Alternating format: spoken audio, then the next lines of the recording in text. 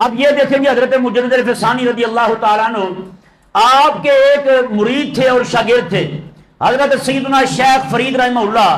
یہ فارسی کتاب میرے سامنے ہے, لمبا چوڑا فتویٰ ہے آپ کا, یعنی کہ آپ کا مکتوب شریف ہے, خط ہے آپ کا حضرت مجدد پاک رضی اللہ تعالیٰ عنہ کا, لیکن میں مختصر سناؤں گا آپ کے سامنے صرف اس کے چیدہ مقامات.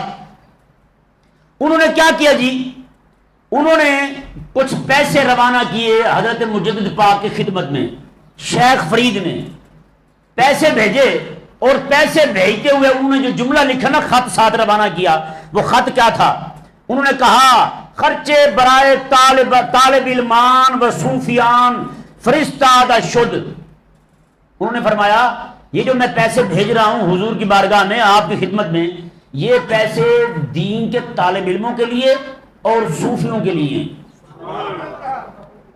جو آپ کی خانقاہ میں صوفی بیٹھے نا اللہ اللہ کر رہے ہیں, ان کے لیے. حضرت مجدد پاک رضی اللہ تعالیٰ عنہ اللہ اکبر, آپ اتنا خوش ہوئے, فرمایا کہ یہ جو آپ نے طالب علموں کا اور صوفیوں کا ذکر کرتے ہوئے طالب علموں کا نام پہلے لیا نا, اس نے میرے دل کو ٹھنڈا ٹھار کر دیا ہے, میرے دل کو خوش کر دیا ہے. بتائیں بھائی, وہ تو پیسے تو پہنچ جانے تھے, کس چیز کے خرچ کرنے ہیں, لیکن صرف اتنا کہنے پر کہ یہ پیسے طالب علموں کے اور صوفیوں کے ہیں, طالب علموں کے اور صوفیوں کے ہیں. میں کہ اس بات نے میرے دل کو ٹھنڈا کر دیا ہے. اللہ اکبر کبیرہ.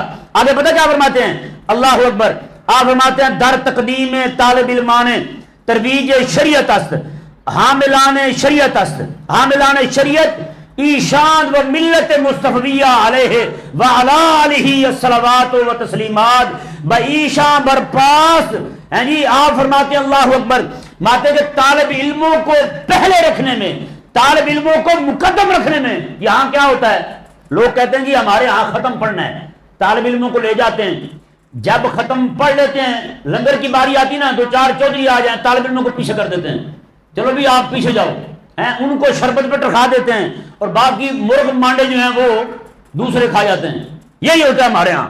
اب دیکھیں جی آپ کیا فرماتے ہیں, ماتے کہ در تقدیم طالب علمان, میں کہ طالب علموں کو مقدم کرنا, طالب علموں کو آگے کرنا, ماتے ہیں کہ اسی میں شریعت کی عزت ہے, ترویج شریعت اسی میں ہے, شریعت کو رواج دینا اسی میں ہے.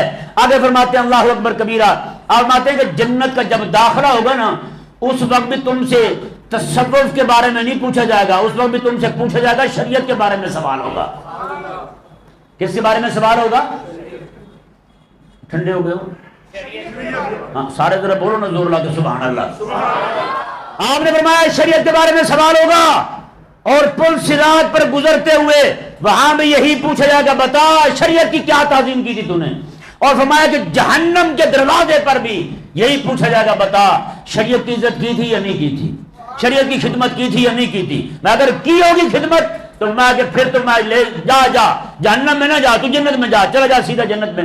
میں اگر اس نے تعظیم نہیں کی ہوگی شریعت کی اور اہل شریعت کی, تو میں پھر اسے وہی پکڑ لیا جائے گا. اندازہ لگا. امام اعظم ابو حنیفہ رضی اللہ تعالیٰ عنہ آپ حضور کی ایک حدیث سے پاک نقل فرماتے ہیں, قیامت والے دن ہر بندہ جو آئے گا حوض کوثر پر, آقا علیہ السلام اسے حوض کوثر کا جام پیالے میں اس میں عطا فرمائیں گے, حوض کوثر لے بھی پی اور جا, لے پی اور جا.